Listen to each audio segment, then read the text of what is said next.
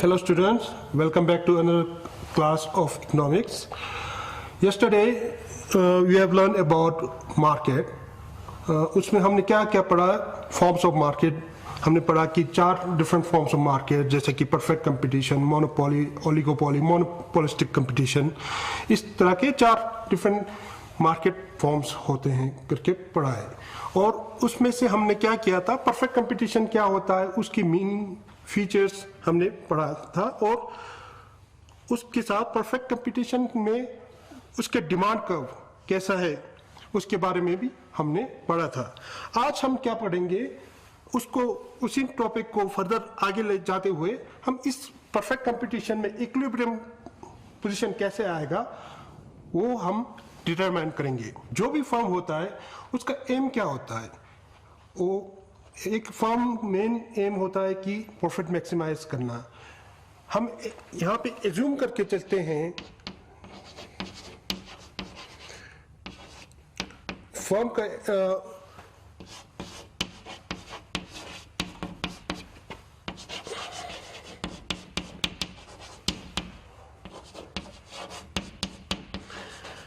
Firm का main M होता है. हम यहाँ पे इस सिचुएशन में परफेक्ट कंपटीशन में या बाकी मार्केट फॉर्म में ये एज्यूम करके चलते हैं कि firm as a profit maker और उसका मेन एम क्या होगा कि प्रॉफिट मैक्सिमाइज करना, जितना हो सके प्रॉफिट मैक्सिमाइज करे. तो प्रॉफिट मैक्सिमाइज करने के लिए अब वो क्या डिसाइड करेगा कि कितना आउटपुट हो. जितना आउटपुट हो वो कितना आउटपुट करेगा वो परफेक्ट कंपटीशन में जितना होगा उसको हम डिटरमाइन करेंगे आज. अब एक फर्म क्या करेगा परफेक्ट कंपटीशन में इक्विलिब्रियम के पहुंचने के लिए जितना आउटपुट प्रोड्यूस करेगा वो डिटरमाइन करने के लिए हम आज पढ़ेंगे. अब इस सबको से पहले हम एक बेसिक या क्रिटिकल एजम्पशन लेते हैं परफेक्ट कंपटीशन में कि फर्म्स जो है is a profit maximizer.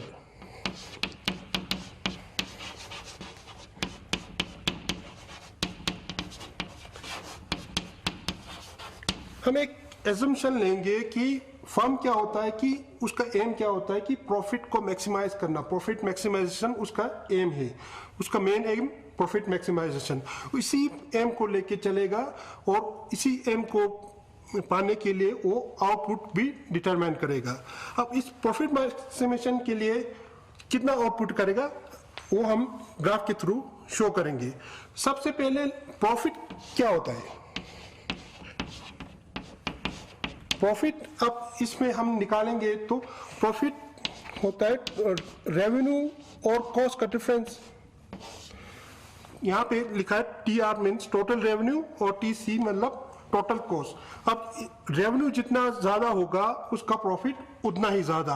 जितना कॉस्ट कम होगा, कॉस्ट जितना कम होता जाएगा या रेवेन्यू जितना ऊपर होता जाएगा उससे उसका प्रॉफिट बढ़ेगा.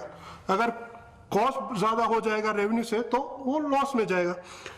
इसको हम इकोनॉमिक्स में कैसे लिखते हैं? सिंबल्स में pi is equal to TR-TC.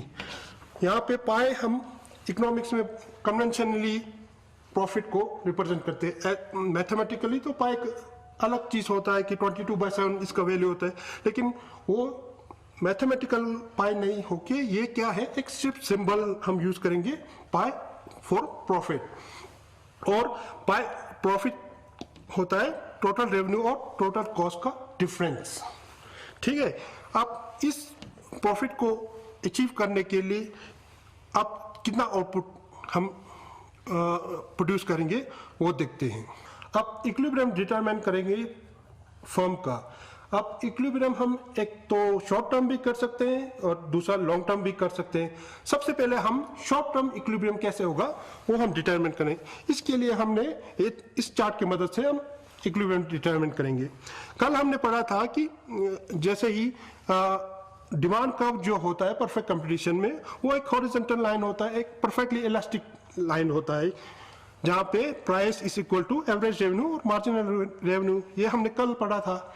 अब हम इक्विलिब्रियम कैसे होगा शॉर्ट रन में उसको डिटरमाइन के लिए और एक कर्व हम शो करेंगे जिसको मैंने यहाँ पे रेड कलर के कर्व से शो किया है। ये कर्व है MC, यानी कि मार्जिनल कॉस्ट कर्व। MC यहां पे है मार्जिनल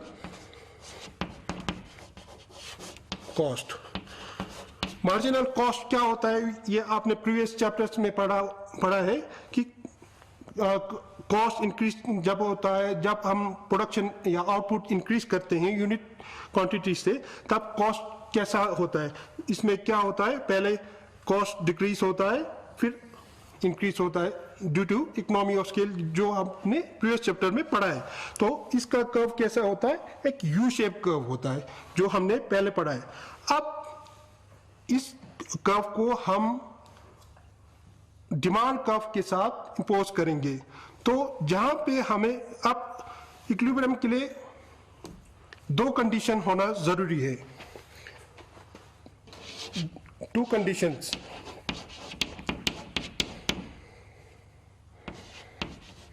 इन परफेक्ट कंपटीशन इसमें दो कंडीशन होना जरूरी है इक्विलिब्रियम के लिए। फर्स्ट जो है वो है marginal cost is equal to marginal revenue is equal to price, ठीक है। और दूसरा कंडीशन है marginal cost is rising at the point of intersection। अब हमें ये दो कंडीशन फुलफिल करना होगा इक्विलिब्रियम पोजीशन को शो करने के लिए। पहला कंडीशन क्या है, marginal cost is equal to marginal revenue is equal to price. अब ये मार्जिनल कॉस्ट कर्व जो है लाल वाला, अब वो मार्जिनल रेवेन्यू के बराबर या प्राइस के बराबर कहां पे है, दो पॉइंट्स पे है, एक यहां पे है, एक यहां पे। इन दो पॉइंट्स पे क्या होता है, ये कंडीशन फुलफिल होता है, marginal cost is equal to marginal revenue is equal to price, या यहां पे या यहां पे, जहां पे क्रॉस होता है ये लाइन डिमांड कर्व के साथ। अब दो इक्विलिब्रियम पोजीशन तो हो नहीं सकता, फिर इक्विलिब्रियम पोजीशन ये है कि ये है, इसको डिटरमाइन करने के लिए हम दूसरे कंडीशन पे चलेंगे।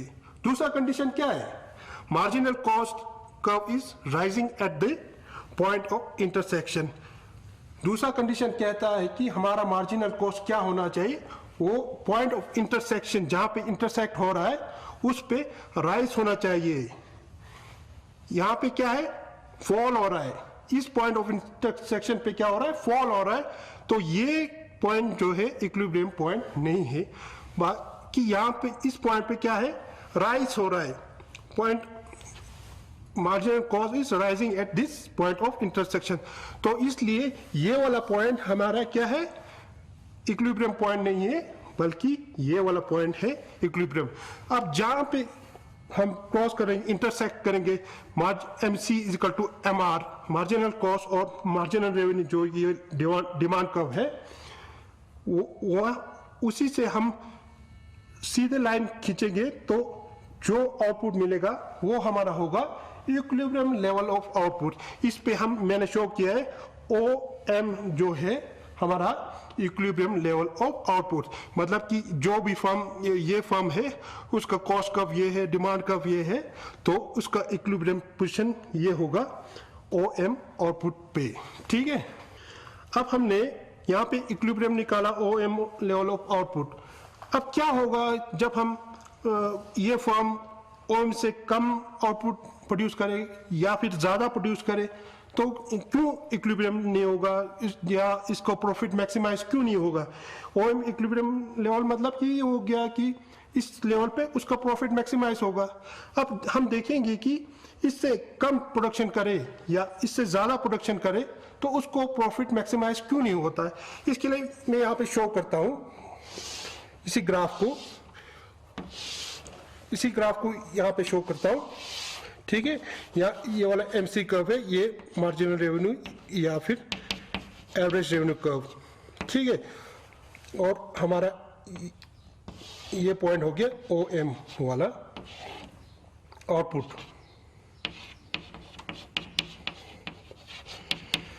क्या होगा जब हम ये प्रोडक्शन OM से कम प्रोड्यूस करें? मान लेते हैं कि उसने प्रोडक्शन कम करके OQ1 पे प्रोडक्शन कम किया, ना कि OM1 प्रोडक्शन करने से। इस लेवल पे प्रोडक्शन करने पे उसका रेवेन्यू और कॉस्ट में क्या फर्क पड़ेगा? इससे हम एक पैरेलल ड्रॉ कर देते हैं। उसका रेवेन्यू जो है, रेवेन्यू तो पूरा ये जो पोर्शन है Q1 मान लेते हैं, ये B और ये करते हैं C करते हैं, उसका रेवेन्यू तो पूरा Q1 BCM, Q1 BCM के बराबर उसका क्या होगा रेवेन्यू। इसका इतना रेवेन्यू क्या होगा लॉस कम करने से, जबकि उसका कॉस्ट कितना कम होगा? कॉस्ट जो है Q1 यहाँ पे D कर देते हैं, Q1 DCM। प्रोडक्शन कम करने से उसका कॉस्ट भी कम होगा, लेकिन कॉस्ट के कम होने से ज़्यादा उसका रेवेन्यू लॉस होगा। इसमें देख सकते हैं ये जो पोर्शन है, ये जो ट्रायंगुलर पोर्शन है, उसका रेवेन्यू लॉस हो रहा है। प्रोडक्शन कम करने से उसको क्या हो रहा है, DBC एरिया के बराबर उसको लॉस हो रहा है, इसलिए वो प्रोडक्शन कम नहीं करेगा, इक्विलिब्रियम पोजीशन पे वहीं पे रहेगा। इसी तरह से सेम वे में हम क्या कर सकते हैं, अगर उसने प्रोडक्शन इंक्रीज किया तो क्या होगा? जैसे कि OM इक्विलिब्रियम लेवल से उसने प्रोडक्शन माना कि इंक्रीज किया OQ2 लेवल पे, तो देखते हैं कि उसके रेवेन्यू और कॉस्ट में क्या फर्क पड़ेगा। हमें पता है अब उसने प्रोडक्शन इंक्रीज किया तो उसका कॉस्ट भी इंक्रीज होगा, तो रेवेन्यू भी इंक्रीज होगा। अब देखते हैं कि इस लेवल पे करने से, इसको थोड़ा ऊपर खींचते हैं, ठीक है। अब जब उसने प्रोडक्शन इंक्रीज किया तो उसको कॉस्ट कितना बढ़ा, कॉस्ट कब उसका इधर है, तो उसको कॉस्ट ज्यादा हो रहा है। कॉस्ट यहाँ पे पॉइंट कर देंगे, E पॉइंट कर देंगे, ठीक है। अब उसका प्रोडक्शन इंक्रीज करने से उसका रेवेन्यू में कितना चेंज आएगा? चेंज इन रेवेन्यू देखना चाहें तो उसका रेवेन्यू में चेंज आएगा, लिखते हैं रेवेन्यू इंक्रीज होगा, इधर लिखते हैं हम F पॉइंट लिखते हैं, CFMQ2 रेवेन्यू में इतना ही चेंज आएगा, ये जो रेक्टेंगुलर एरिया है इतना ही इंक्रीज होगा। जबकि उसके कॉस्ट में कितना इंक्रीज होगा, कॉस्ट में पूरे का पूरा ये वाला रेक्टेंगुलर एरिया प्लस ये ट्रायंगल एरिया, इसको लिख लेते हैं CEQ2M। तो इसमें देख सकते हैं कि जब हमने प्रोडक्शन इंक्रीज किया तो उसका रेवेन्यू इंक्रीज जो है कम है और कॉस्ट ज्यादा है, तो इस केस में भी उसको इतना पोर्शन जो ये वाला ट्रायंगुलर एरिया है इतने की लॉस होगा। इसलिए क्या करेगा कि वो प्रोडक्शन को कम करने की कोशिश करेगा जब तक उसका इक्विलिब्रियम लेवल नहीं पहुंचेगा, ठीक है। अब जो हमने दो कंडीशन पढ़े हैं कि इक्विलिब्रियम के लिए, पहला कि marginal cost is equal to revenue और दूसरा कि मार्जिनल कॉस्ट कर्व जो है इंक्रीजिंग होना चाहिए पॉइंट ऑफ इंटरसेक्शन पे। ये पॉइंट इक्विलिब्रियम जरूरी नहीं कि इक्विलिब्रियम होगा तो उसको प्रॉफिट होगा ही होगा। अब ये फॉर्म प्रॉफिट अर्न करेगा या फिर लॉस अर्न करेगा, उसके लिए हमें और एक कर्व इसी कर्व पे हम शो करना पड़ेगा। इसके थ्रू हमें पता चलेगा कि ये फॉर्म प्रॉफिट अर्न करना है कि या फिर सफर एंड लॉस। उसके देखने के लिए और एक बार हम डायग्राम बनाएंगे।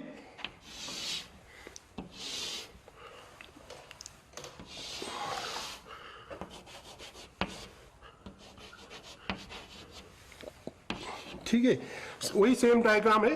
अब इसको देखने के लिए कि उसको प्रॉफिट हो रहा है कि लॉस हो रहा है, इसके लिए हम इसमें और एक चीज इंट्रोड्यूस करेंगे, वो है एवरेज कॉस्ट का कंसेप्ट। अब उसका प्रॉफिट या लॉस को पता करने के लिए हम इसमें और एक कर्व इंट्रोड्यूस करेंगे, वो है average cost curve. Average cost curve आपने प्रीवियस यूनिट्स में पढ़ा है, ऐसा होता है।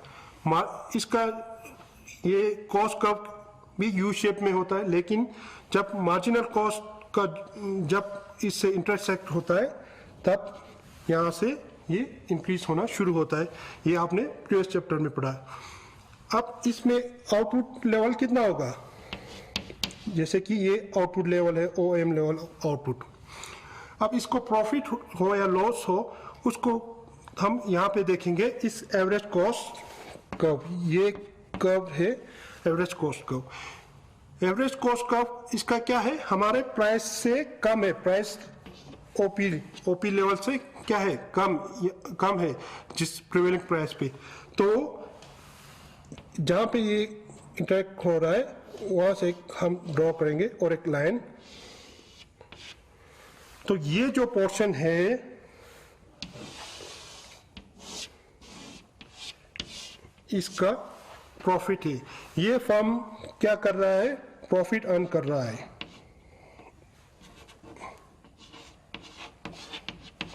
प्रॉफिट अर्न कर रहा है, प्रॉफिट कितना अर्न कर रहा है, equal to the area of this rectangle.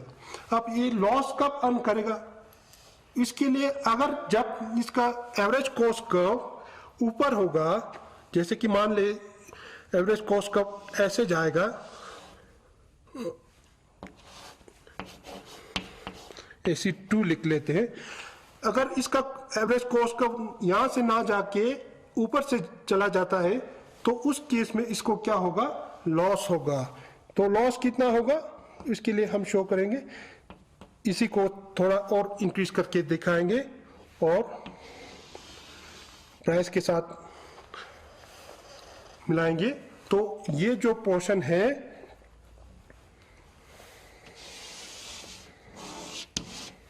ये हो गया इसका लॉस। तो हमने देखा कि एक इक्विलिब्रियम में होने जरूरी नहीं है कि इक्विलिब्रियम में एक फर्म प्रॉफिट ही अर्न करे, वो प्रॉफिट अर्न कर सकता है या फिर लॉस भी अर्न कर सकता है। इसमें हमने अगर एवरेज कॉस्ट का प्राइस लाइन से ऊपर होगा तो उस केस में उसको लॉस होगा, और जब उसका एवरेज कॉस्ट का प्राइस लाइन या एवरेज रेवेन्यू लाइन से नीचे होगा उस केस में उसको प्रॉफिट होगा, जो इस डायग्राम में हमने शो किया है। अभी हमने देखा कि एक फर्म परफेक्ट कंपटीशन में प्रॉफिट भी अर्न कर सकता है या फिर लॉस भी सफ़र कर सकता है। अब लॉस सफ़र करते हुए क्या कोई फर्म शॉर्ट रन में कंटिन्यू करेगा इस बिजनेस में कि नहीं करेगा, वो डिटरमाइन कैसे होता है, उसके लिए हम और एक कर्व करेंगे इसी डायग्राम के थ्रू। अब सेम वही मार्जिनल कॉस्ट कर्व और एवरेज रेवेन्यू कर्व या मार्जिनल रेवेन्यू कर्व, सेम वही इक्विलिब्रियम कर्व है। अब कोई फर्म शॉर्ट रन में लॉस सफ़र करते हुए क्या कोई बिजनेस में रहेगा कि नहीं, उसके लिए हमें उसका क्या कॉस्ट का फिर से देखना पड़ेगा। कॉस्ट में हमें पता है कि कॉस्ट आपने पहले पढ़ा होगा, कॉस्ट में दो कंपोनेंट होता है, एक तो होता है फिक्स्ड और दूसरा होता है वेरिएबल। फिक्स्ड और वेरिएबल दो कंपोनेंट होते हैं, हमने प्रीवियस चैप्टर में पढ़ा है। तो एवरेज कॉस्ट में भी हम उसको दो अलग अलग कर सकते हैं, फिक्स और वेरिएबल कॉस्ट। अब जैसे कि इसमें देखेंगे कि ये एवरेज कॉस्ट है, इसमें हमें दिख रहा है कि एवरेज कॉस्ट प्राइस से ज़्यादा है, तो इसमें हमें पता चल जाएगा कि ये फर्म लॉस सफ़र कर रहा है, ठीक है। और इसका आउटपुट MOM, अब उसको लॉस सफर हो रहा है। अब ये फर्म जो है शॉर्ट रन में कंटिन्यू करेगा कि नहीं, इसके लिए हमें और एक कर्व करना पड़ेगा, उसका वेरिएबल कॉस्ट कहाँ है। अब जैसे कि अगर उसका वेरिएबल कॉस्ट कर्व मान लेते हैं ये है,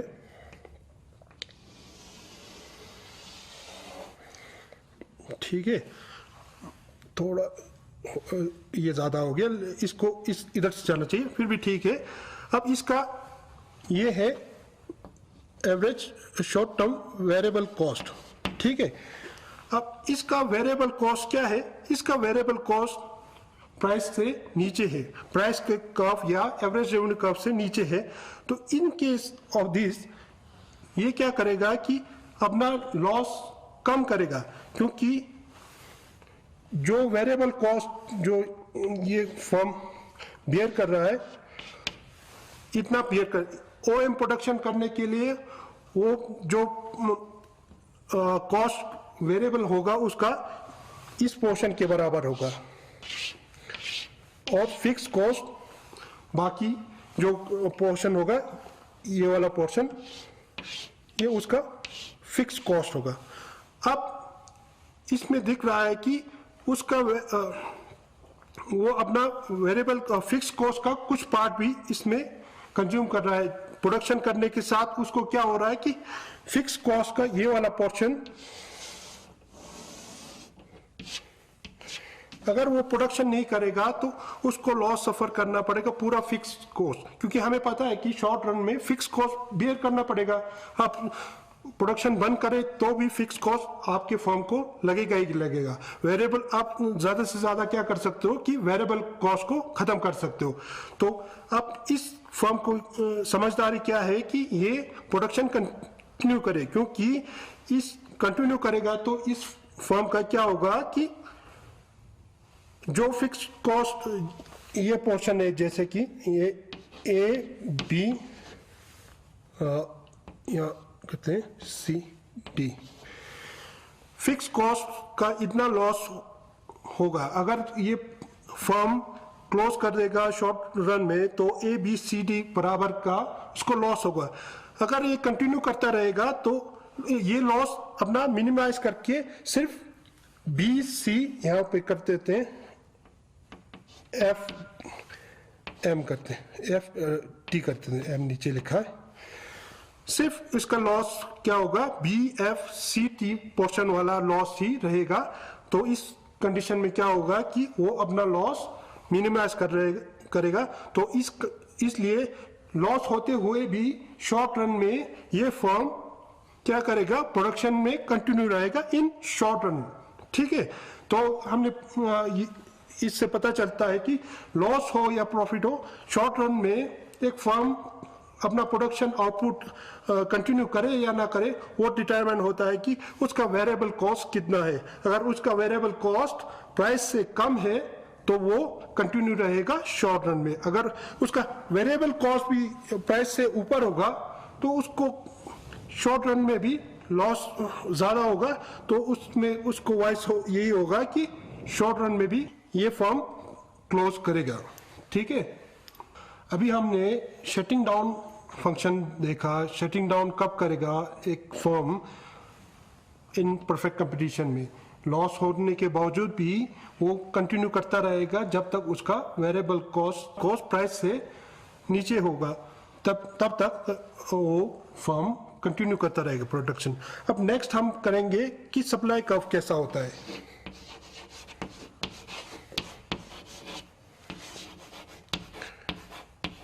अब एक परफेक्ट कंपटीशन में सप्लाई कर्व कैसे होगा।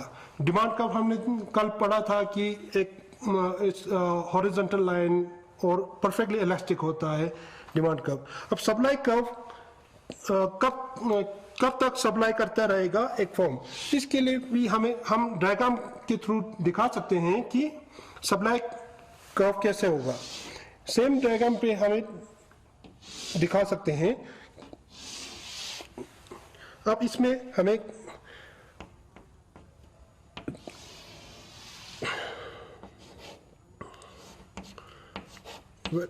वेरिएबल कॉस्ट दिखाना पड़ेगा। अब जो एक फर्म सप्लाई तब तक करेगा जब तक उसका प्रोडक्शन आउटपुट तब तक प्रोड्यूस करता रहेगा जब तक उसका मार्जिनल कॉस्ट कर्व जो ये कर्व है वो एवरेज कॉस्ट के कर्व के ऊपर होगा, या कि marginal cost curve is more than average variable cost. ये कंडीशन जब तक फुल होता रहेगा तब तक वो सप्लाई करता रहेगा। तो ये जो यहाँ से जहाँ से ये इंटरसेक्ट होगा, यहाँ से लेकर आगे जहाँ मार्जिनल कॉस्ट जाएगा, ये पूरा पोर्शन जो है ये इसका सप्लाई कर्व, ये वाला पोर्शन है सप्लाई कर्व।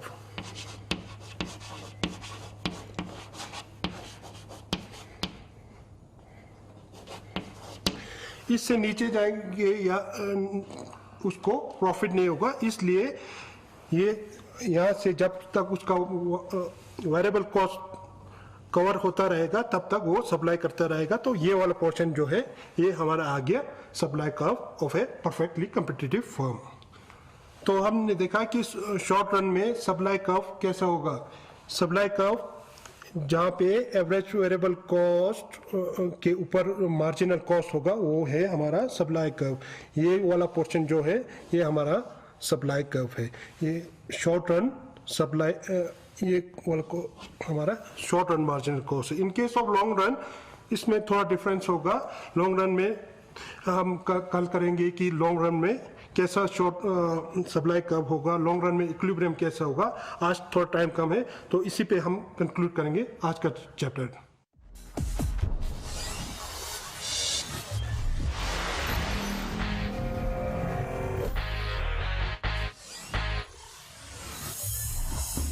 तो बच्चों